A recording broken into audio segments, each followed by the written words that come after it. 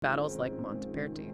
Wow. So the saint wasn't just religious, they were like the embodiment of the city itself. Exactly. Venice with San Marco, Florence with San Giovanni Battista, they adopted these distinct civic patrons. And then you have Lucca in the Volto Santo, this revered icon with actual civic duties tied to its veneration, very specific obligations. And Pistoia adopting San Jacopo St. James because they thought he protected them from an attack, and then they went and got his relics. Yeah, that story shows how these cults could grow and solidify, sometimes leading to a city having like both a civic patron and a separate cathedral patron, layered loyalties. The article points out that the communes could do this partly because they were wealthy, right?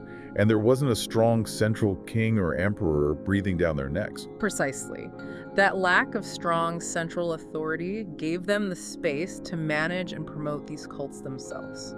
And you even see multiple patrons in one place, like Assisi, San Rufino, San Francesco, Santa Chiara, all important there. It wasn't necessarily exclusive. No, reflects the complex mix of religious and civic life.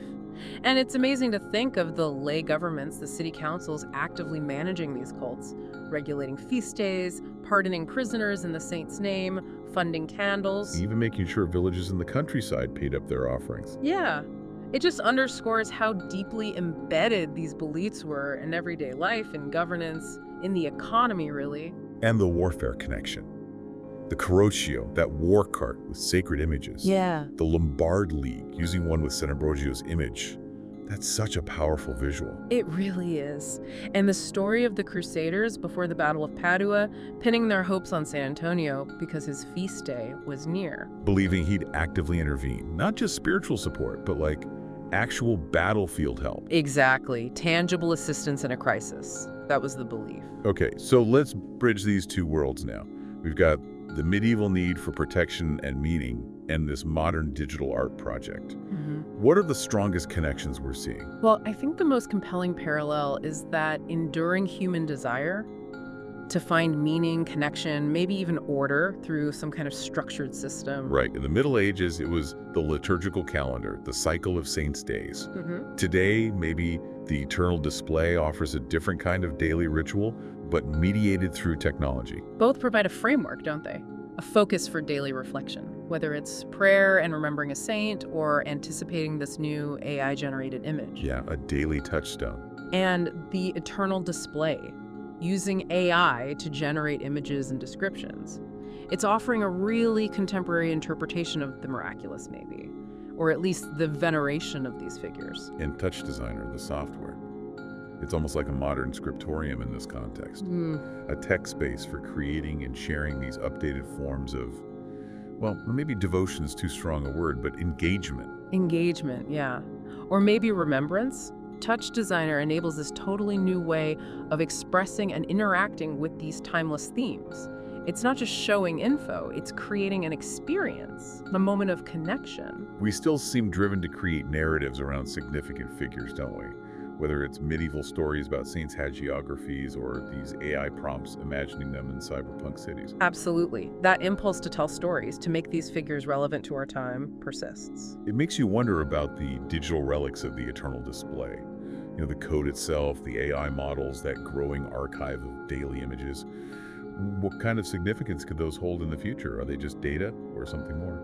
That's a really profound question, isn't it? About how we define sacred or culturally significant objects as technology evolves. Does meaning need a physical form anymore? So, wow, we've journeyed from the deep roots of medieval Italian faith to the absolute cutting edge of interaction design, all linked by patron saints, the power of Touch Designer, and this very human search for something eternal. What's truly fascinating, I think, coming out of this deep dive is seeing that persistent human fascination with the idea of the eternal and just the incredible range of ways we try to represent it and engage with it, spanning centuries, using totally different tools, different technologies. It really does make you wonder, though, looking forward, how might future technologies keep blurring these lines, the sacred, the secular? What new kinds of patronage or veneration might even emerge in the digital age? That's the big question, isn't it? Definitely something to mull over. Thanks for taking this deep dive with us today. That example really drives home this constant human tendency to reinterpret and reimagine our oldest stories and figures, placing them in completely new, unexpected contexts. It's this fascinating blend of the deeply traditional and the radically futuristic. Totally. And then the final step involved using AI image generation systems. They specifically mentioned Stable Diffusion and Comfy UI Right. to turn those imaginative text prompts into actual visual representations of the saint. These are sophisticated AI tools, right? They let you generate incredibly detailed images from text descriptions.